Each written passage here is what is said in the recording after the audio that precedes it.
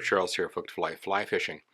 And today let's look at the relationship between the length of the rod we're using, the size of the rod, the lines we're using and the length of the lines that we're using, and the casting stroke we're using. It all fits together. And when we get it too out of kilter, things start to go wrong. We also get into the idea of some rods are built for different styles and different types of lines, and some are more general purpose. So if we're having using a rod that's more built for a specific kind of line, when you change lines, they don't always perform that well. I had a 15-foot 1011 back, 13, 14 years ago. You'll see it in this video. And it was a beautiful long belly rod, but boy, when you put a short head on it, it was ugly. It did not like a short casting stroke with a short head. It just didn't work very well. The rod was designed for long lines. It did that job beautifully, but as soon as you got into shorter heads and you began using like an underhand stroke, for example, things went to pot. That's a little unusual. Most rods these days are more general purpose. But, you know, if you are going to go for one particular style of casting, you know, it wouldn't hurt to have a rod that's actually built for that style of casting. So let's get into the video here, and I'm going to start off with a little bit of a rant because this bugs me to no end. And I actually demonstrated this in the Spey clave just to prove people, you know, the difference between a short rod and a long rod is the fact that long rod gives the leverage advantage to the fish. So we'll start here and we'll look at the video I've got here. I'm using that 15-foot 1011 I'm talking about. You see in the inset there the size of the little steelhead. That's what, about barely 4 pounds maybe. The water was maybe half a degree above freezing. And that's a 15-foot 1011, and look at the bend that fish is putting in that rod. And it gave me a fight. It gave me a considerable fight. That's a 15-foot 1011. The longer the rod, the greater the advantage the fish has during the fight. And all of these rods, 12-foot 7/8, 13-foot 8/9, 14-foot 9/10, 15-foot 1011, all put the same pressure on the fish. All right, I've done this pull test. I've had in that series of rods, I had all of those rods. And I did a pull test using a digital fish scale, and I put the line perpendicular to the rod, yanked on the handle as much as I dared, put a huge bend in the rod, much more than what you're seeing in this picture. And the most I could generate is 1.6 to 1.7 pounds pull on the digital scale. And all 4 rods were in that 1.6, 1.7 range. Okay? All of them put the same pressure on the fish. So when you are buying a longer rod, expect to go up in line weight just to keep things at the same level.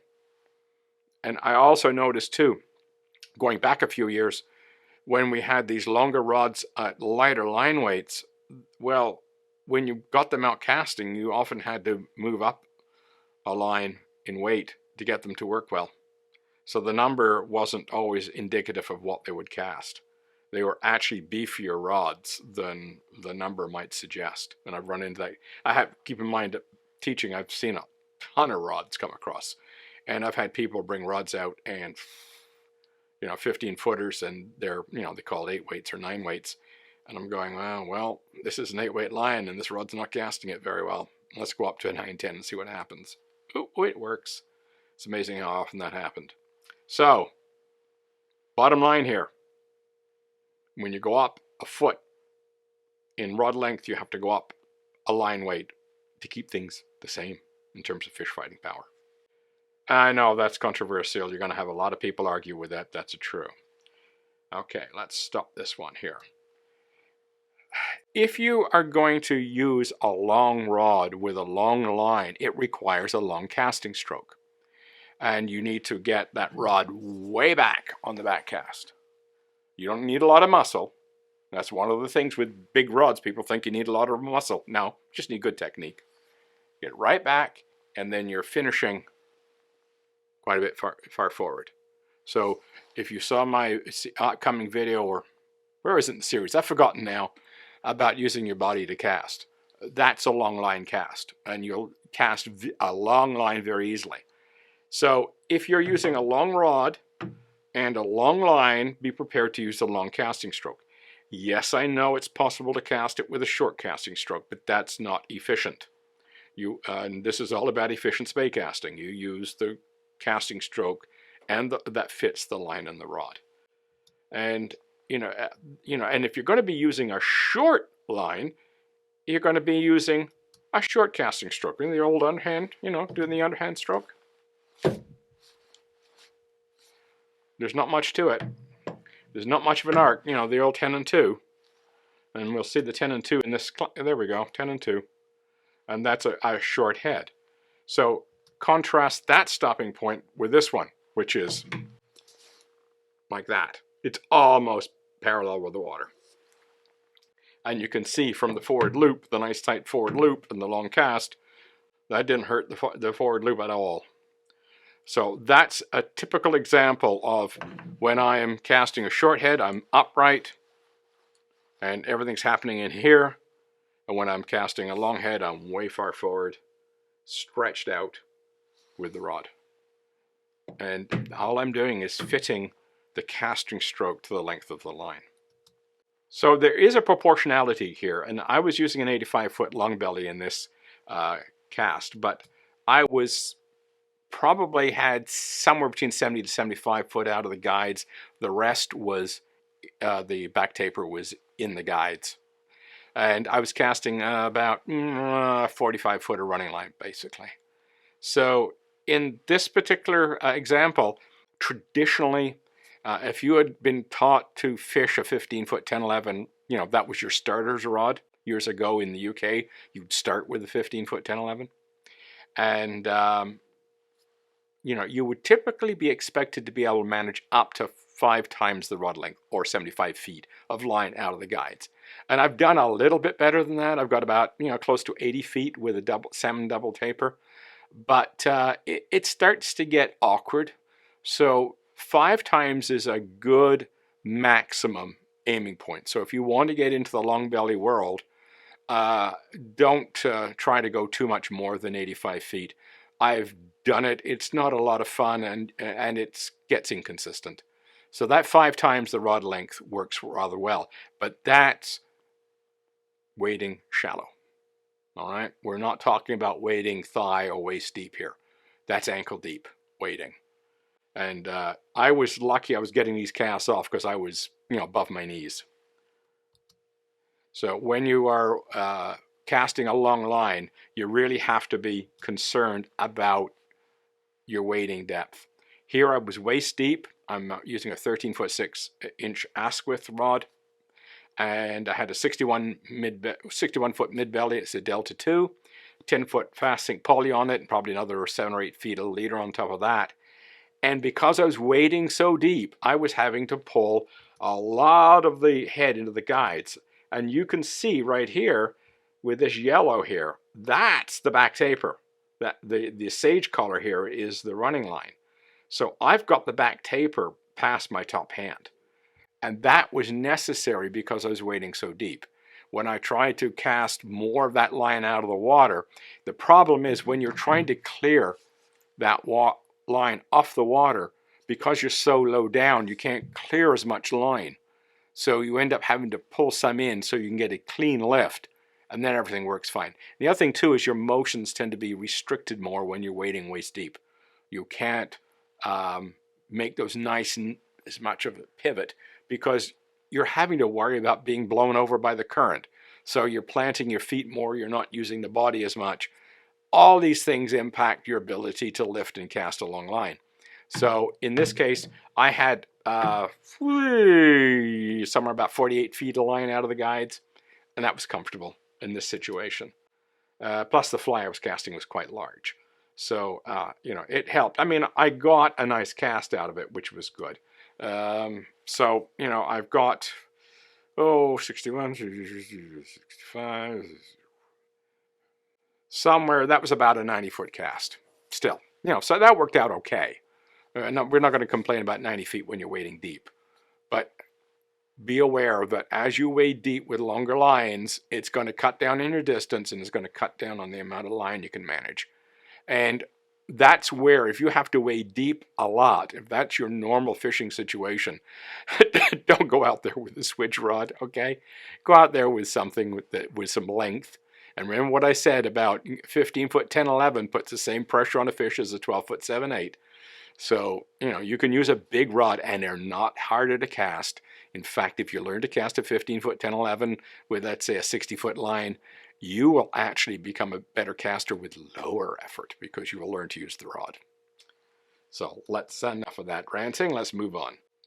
Okay, this is a very wide run. This is on my home river, the Grand, and you see the word runs? On the other side of that word is where the other side of the run is.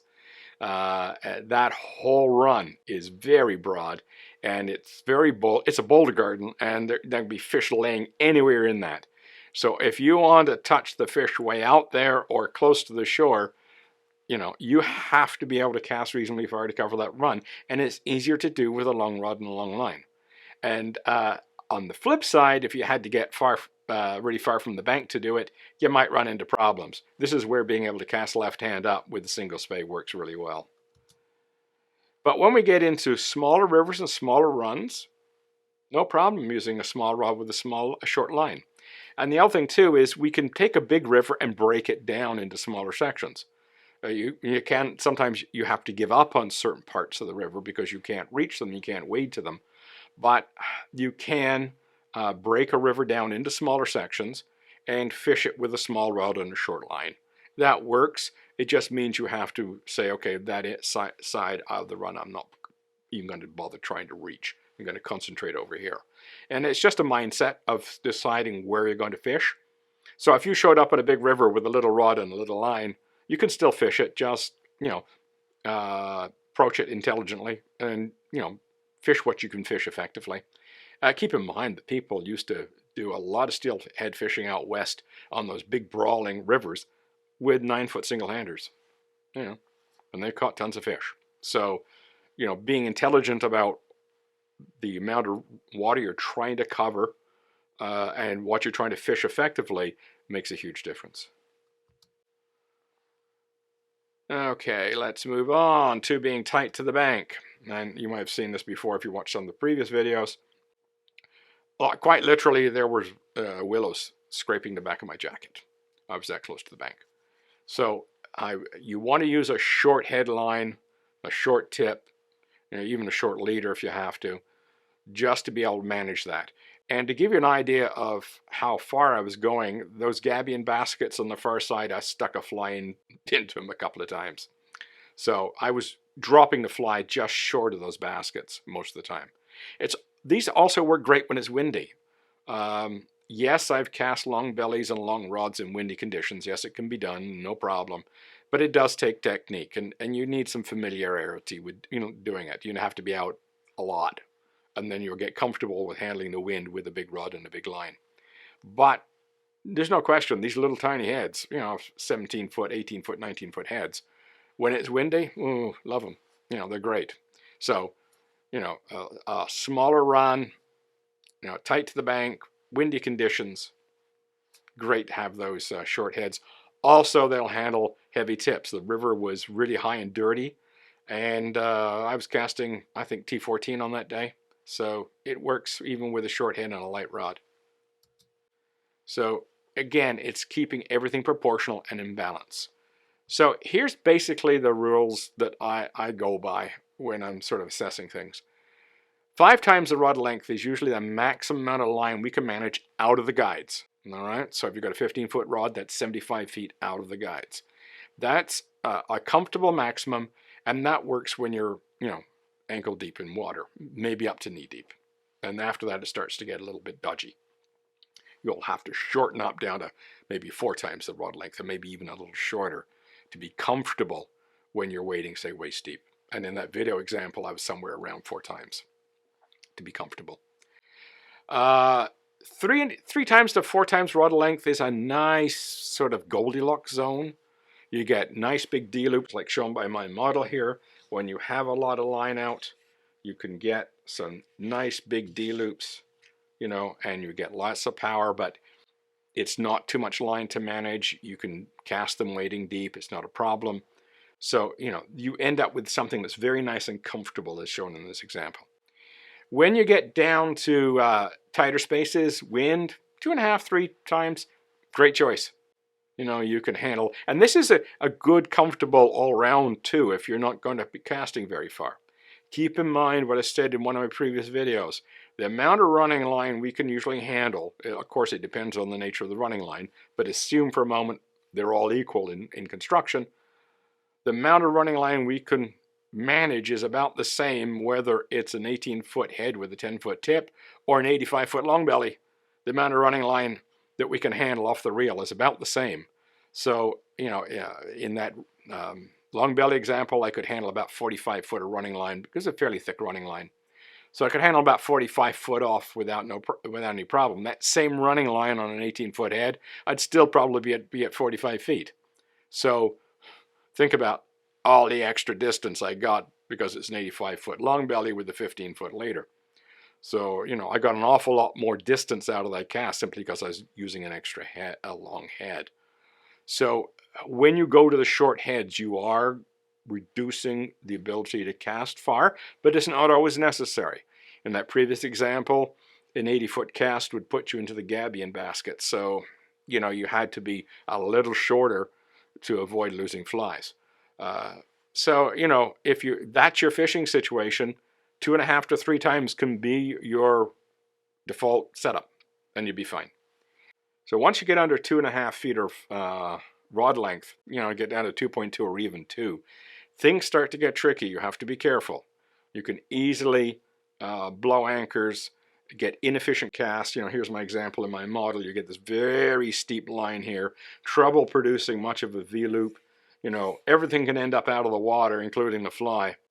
So yes, you can cast a very short head, but you have to, you know, get used to the idea of dealing with a very short head, a very short line. And when I'm saying this, by the way, I'm including the length of the tip. So when I say 2.5 times, it's, you know, belly plus tip. You know, you get much below that, you really have to start concentrating on keeping things together, and you will lose distance as a consequence. There's just no way around it. There's no free lunches in this business. Anybody tells you there's a free lunch, they don't have an idea. There isn't one. If you go really short with your line, you're going to have to really be careful about blowing your anchor, which is going to have some effect on your distance, plus the short line has an effect on your distance. You know, you don't get everything. There's no such thing as a long belly line that will cast a heavily weighted intruder a really short distance into a headwind, you know, with a 12-foot rod. It's not going to work. You have to keep your rig proportional, your flies proportional, the head proportional. Everything has to fit together. And in the past, I've called this a calibrated system. In other words, the rod, the line, the tip, the leader, the fly is all considered a system, a coherent system that has to fit together to work well. And we throw into that our casting technique. So all of that has to fit together. The rod, the line, the running line, the tip, the size of the fly, the length of the leader, and our casting style has to fit together to produce efficient casting. And as soon as something gets way out of whack, problems happen. So keep that in mind, and don't get too swayed by saying, oh, all you need is X.